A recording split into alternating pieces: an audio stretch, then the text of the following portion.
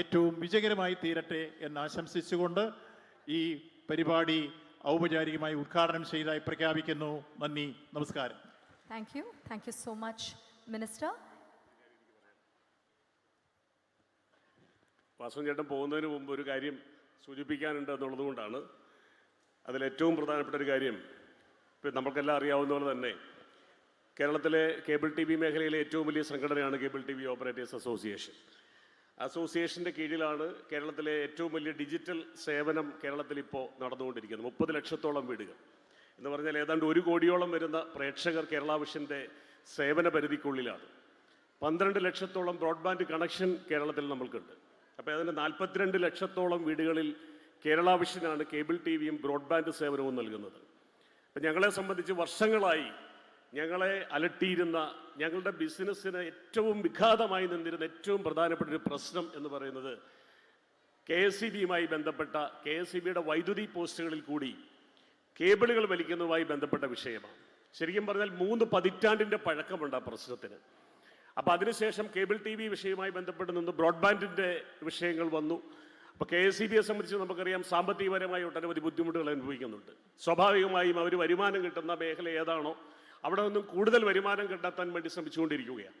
സ്വാഭാവികമായും അത് കേരളത്തിലെ ഏറ്റവും വലിയ സേവനദാതാവ് എന്നുള്ള നിലയ്ക്ക് കേരള വിഷനെയാണ് ഏറ്റവും കൂടുതൽ ബാധിച്ചിട്ടുള്ളത്. കേരളത്തിലെ കുടുംബശ്രീ ഉൾപ്പെടെയുള്ള ആളുകൾക്ക് ഇൻ്റർനെറ്റ് ഏറ്റവും കുറഞ്ഞ നിരക്കിൽ കിട്ടാനുള്ള കാരണം കേരള വിഷൻ്റെ സാന്നിധ്യമാണ്. നിങ്ങൾക്കറിയാം, മറ്റ് ഈ മേഖലയിൽ നിൽക്കുന്നതെല്ലാം വലിയ കോർപ്പറേറ്റ് കമ്പനികളാണ്. ആ കോർപ്പറേറ്റ് കമ്പനികളോട് മത്സരിച്ചുകൊണ്ടാണ് കേരള വിഷൻ കേരളത്തിൽ 1ാം സ്ഥാനത്ത് നിന്നുകൊണ്ട് കേരളത്തിലെ സാധാരണ വിഭാഗത്തിന് പ്രാപ്യമായ രീതിയിൽ ഡിജിറ്റൽ ടി വിയും ഇൻ്റർനെറ്റ് കണക്ഷനും കൊടുക്കുന്നത്. അത് കൊടുക്കാൻ കഴിയാത്ത നിലയ്ക്കാണ് വൈദ്യുതി ബോർഡിൻ്റെ ചില സമീപനങ്ങൾ വന്നുകൊണ്ടിരുന്നത്. ഇൻ്റർനെറ്റ് മൗലികാവകാശമാക്കിയ രാജ്യത്തെ ആദ്യത്തെ സംസ്ഥാനമാണ്. അപ്പോൾ അവിടെ ഈ ഒരു അനീതി ശരിയല്ല എന്നുള്ള നിലയ്ക്ക് വലിയ ശക്തമായ അഭിപ്രായം ഞങ്ങൾക്കുണ്ടായിരുന്നു. അതിൻ്റെ ഭാഗമായി നിരവധി പരാതികളും നിരവധി ചർച്ചകളും KSEBയുടെ ഉദ്യോഗസ്ഥന്മാരുമായും വകുപ്പ് തലത്തിൽ ഞങ്ങൾ നടത്തിയിട്ടുണ്ടായിരുന്നു. പക്ഷെ ഒരു പരിഹാരവും കാണാതെ ആ പ്രശ്നം അങ്ങനെ മുമ്പോട്ട് പോകുന്ന സാഹചര്യമാണ്. അവസാനം നിവൃത്തിയില്ലാതെ ഞങ്ങൾ ഈ വിഷയത്തിൽ സമരവുമായി മുന്നോട്ട് പോകാൻ വേണ്ടി തീരുമാനിച്ചു.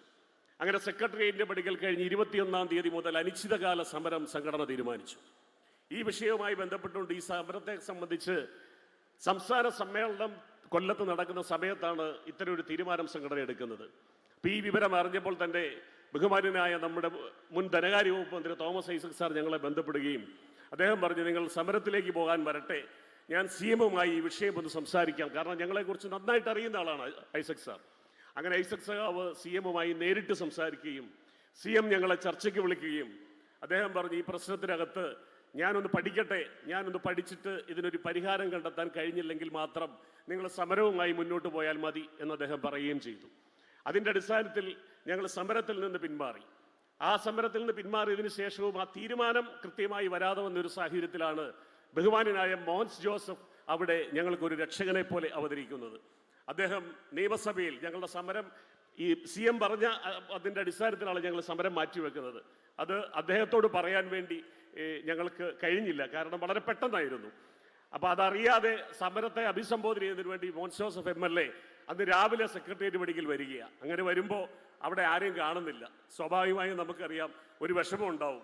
അദ്ദേഹം ഈ തിരക്കിനിടയ്ക്ക് രാവിലെ വരുമ്പോൾ ആരും ഇല്ല എന്ന് പറയുമ്പോൾ. അപ്പോൾ അവിടെ വെച്ച് എന്നെ വിളിച്ചു. അപ്പം ഞാൻ പറഞ്ഞു, ഞാനും പെട്ടെന്ന് ഒരു 140 MLAമാർക്ക് നമുക്ക് ഈ കത്ത് കൊടുത്തിട്ടുണ്ടായിരുന്നു. അപ്പോൾ പെട്ടെന്ന് അത് അറിയിക്കാൻ കഴിഞ്ഞില്ല. അപ്പോൾ വലിയ വിഷമമായി. ഞാൻ MLAയോട് ക്ഷമ പറഞ്ഞു. അപ്പം MLA പറഞ്ഞു, സാരമില്ല, എനിക്കത് മനസ്സിലാക്കാൻ പറ്റും, പക്ഷേ എങ്കിലും നിങ്ങളുടെ വിഷയം ഞാനിന്ന് നിയമസഭയിൽ സബ്മിഷനായിട്ട് ഉന്നയിക്കും. അത് അങ്ങനെ ഉന്നയിക്കേണ്ട ഒരു അനിവാര്യതയാണെന്ന് എനിക്ക് ബോധ്യമുള്ളത് കൊണ്ടാണ് എന്ന് പറയുകയും വളരെ വിശദമായി നിയമസഭയിൽ ആ വിഷയം അദ്ദേഹം ഉന്നയിക്കുകയും ചെയ്തു. അതിനുശേഷം വളരെ ഗൗരവമായി ഗവൺമെൻറ് ഈ വിഷയത്തിനകത്ത് ഇടപെടുകയും പിറ്റേ ദിവസം പവർ സെക്രട്ടറി CMൻ്റെ അഡീഷണൽ സെക്രട്ടറി ഞങ്ങളെ വിളിച്ചു. ഞങ്ങൾ CMൻ്റെ ഓഫീസിൽ പോയി. അവിടെ വെച്ച് പവർ സെക്രട്ടറിയെ വിളിച്ചു. അവിടെ ഇരുന്നുകൊണ്ട് തന്നെ ഞങ്ങളുടെ നേതാക്കന്മാരുടെ സാന്നിധ്യത്തിൽ പവർ സെക്രട്ടറി ഉറപ്പ് തന്നു, ഈ നിർദ്ദേശം കേന്ദ്ര സർക്കാർ 2024 റൈറ്റ് ഓഫ് വേ പ്രകാരം ഇൻ്റർനെറ്റ് നൽകുന്നതിന് 100 രൂപ എന്നുള്ള നിരക്ക് നടപ്പാക്കാനുള്ള നിർദ്ദേശം ഇന്ന് തന്നെ ഗവൺമെൻറ് കൊടുക്കുകയാണെന്ന് പറഞ്ഞുകൊണ്ട് അന്ന് തന്നെ ആ മെയിൽ പാസ്സാക്കി. ആ മെയിൽ അയച്ചു KSEBക്ക്. അങ്ങനെ ഇത്രയും നിർണായകമായ ഒരു വിഷയത്തിൽ അടിയന്തരമായി ഇടപെട്ട ഗവൺമെൻറ്റിൻ്റെ ആ വലിയ ഞങ്ങളോട് കാണിച്ചിട്ടുള്ള അംഗീകാരം, അതിനുവേണ്ടി ഇടപെട്ട ബഹുമാനപ്പെട്ട മോൻസ് ജോസഫിനുള്ള അംഗീകാരം, ഇത് രണ്ടും ഈ വേദിയിൽ, ഈ നിറഞ്ഞ വേദിയിൽ വെച്ച് കേരള കേബിൾ TV ഓപ്പറേറ്റേഴ്സ് അസോസിയേഷന്റെയും കേരള വിഷന്റെയും ഹൃദയം നിറഞ്ഞ നന്ദിയും കടപ്പാടും ഞാൻ അറിയിക്കുകയാണ്. Thank you so much sir. ഞങ്ങളിവിടെ ഇതാ മിനിസ്റ്റർ